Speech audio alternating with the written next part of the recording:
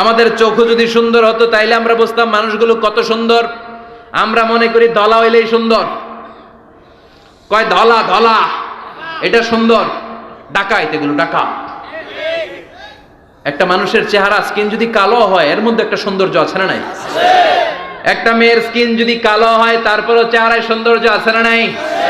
কয় না হুজুর আমার বউ সুন্দর না, কালা কালা। আছে না নাই? তুই ডাকাত। তুই কি ডাকাত? একজন মানুষের চেহারা যেরকমই হয় আপনি খেয়াল করে দেখবেন তারপরও তার অবয়বের মধ্যে একটা এক্সট্রা অর্ডিনারিটি আছে, কারোর সাথে কারোটা মিলে না। সুবহানাল্লাহ পড়েন। এজন্য প্রতিদিন স্ত্রীরে বলবেন, স্ত্রী তুমি সুন্দরী, তুমি অনন্যা, তোমার চাইতে সুন্দরী গোটা বিশ্বে কেউ নাই।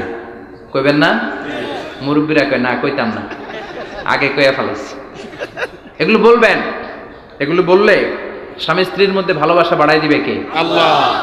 আমি প্রায় এগুলো বলি, উৎসাহিত করি যে স্বামী স্ত্রীর মধ্যে যে ভালোবাসাটা এটা পবিত্র, এটা জান্নাতি। এই ভালোবাসা জান্নাতে শুরু হয়েছিল সাইয়েদনা আদম আর হাওয়ার মধ্য দিয়ে। চিল্লা এখন ঠিক না? স্বামী স্ত্রী দুইজনে একের হাতের সাথে আরেকজনের হাত মিলালে হাতের সগীরা গুনাহ মাফ করে কে? আল্লাহ। স্ত্রীর চেহারার দিকে নজর করে তাকালে চোখের গুনাহ মাফ করে দেয় কে? আল্লাহ। স্ত্রীর জন্য প্রতি মাসে যে খরচ দেন এই টাকাগুলো সদকা দেওয়ার সওয়াব আছে না নাই? আছে। স্ত্রীকে যে দামি দামি ভ্যানিটি ব্যাগ কিনে দেন এইটা তো সওয়াব আছে না নাই? আছে। কক্সবাজারে ঘুরতে নিয়ে গেলে সওয়াব আছে না নাই? আছে। ফুল কিনে দিলে সওয়াব আছে না নাই? আছে। ভালোবাসার গান শোনাইলে সওয়াব আছে না নাই? তোমারে লেগেছে কত যে ভালো, চাঁদ বুঝি তা জানে, রাতেরও আধারে দোসর হয়ে তাই সে আমারে টানে, চাঁদ বুঝি তা জানে। ঠিক কি না? আজকে পারবেন না শোনাইতে রাত্রেবেলা? পারবেন? পারবেন? পোলা পান্ডা কয় পারবো। তো কত বেটা বিয়েই হয় নাই, বিয়ার পরে শোনাইস। তো এই ভালোবাসার গানগুলো শোনালে নিজেদের মধ্যে একটা ইন্টিমেসি তৈরি হয়। বিশ্বনবীও এরকম স্ত্রীর সাথে খুনসুটি করতেন, ভালোবাসা করতেন। এটা হালাল, কিন্তু এটা জায়গা মতো না করে ভাবির লগে করলে মায়ের আছে না নাই? আছে। ভালোবাসার গান জায়গা মতো শোনাতে হবে। স্ত্রীকে ভালোবাসার গান না শুনিয়ে যদি চাচাতো বোনরে শোনাও, শালিরে শোনাও, পাড়ার মেয়েদের সাথে যদি টাঙ্কি মারো, ফিল্ডিং মারো, মায়ের আছে না নাই? আছে। তার মানে জায়গা মতো করলে সব সওয়াব। সুবহানাল্লাহ পড়েন।